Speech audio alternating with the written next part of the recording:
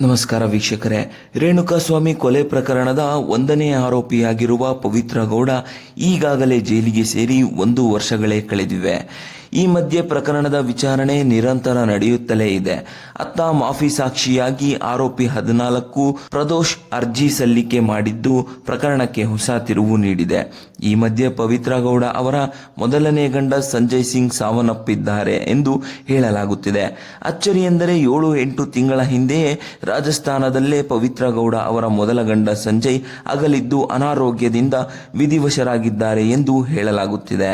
ರೇಣುಕಾಸ್ವಾಮಿ ಕೊಲೆ ಪ್ರಕರಣದ A1 ಆರೋಪಿ ಪವಿತ್ರ ಗೌಡ ಅವರಿಗೆ ಜೈಲಿನಲ್ಲಿ ತೀವ್ರ ಜ್ವರ ಕಾಣಿಸಿಕೊಂಡಿದ್ದು ಅನಾರೋಗ್ಯದ ಹಿನ್ನೆಲೆಯಲ್ಲಿ ವಿಚಾರಣೆಗೆ ಗೈರಾಗಿದ್ದಾರೆ.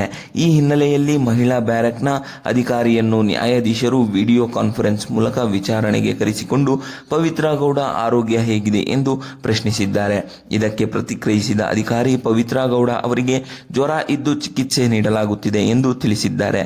ಅಲ್ಲದೆ ತೀವ್ರ ಜ್ವರದ ಜೊತೆಗೆ ಲೋ ಬಿಪಿ ಇಂದಲೂ ಬಳಲುತ್ತಿರುವ ಪವಿತ್ರ ಗೌಡ ಅವರಿಗೆ ನಿನ್ನೆಯಿಂದ ಜೈಲು ಆಸ್ಪತ್ರೆಯಲ್ಲೇ ಚಿಕಿತ್ಸೆ ನೀಡಲಾಗುತ್ತಿದೆ ಎಂದು ಮಾಹಿತಿ ನೀಡಿದ್ದಾರೆ. ಈ ಹಿನ್ನೆಲೆಯಲ್ಲಿ ಸೂಕ್ತ ವೈದ್ಯಕೀಯ ಸೌಲಭ್ಯ ಒದಗಿಸುವಂತೆ ನ್ಯಾಯಾಧೀಶರು ಸೂಚಿಸಿದ್ದು ಅನಾರೋಗ್ಯ ಸುಧಾರಿಸಿದ ಬಳಿಕ ವಿಡಿಯೋ ಕಾನ್ಫರೆನ್ಸ್ ಮೂಲಕ ವಿಚಾರಣೆಗೆ ಹಾಜರುಪಡಿಸುವಂತೆ ಆದೇಶಿಸಿದ್ದಾರೆ.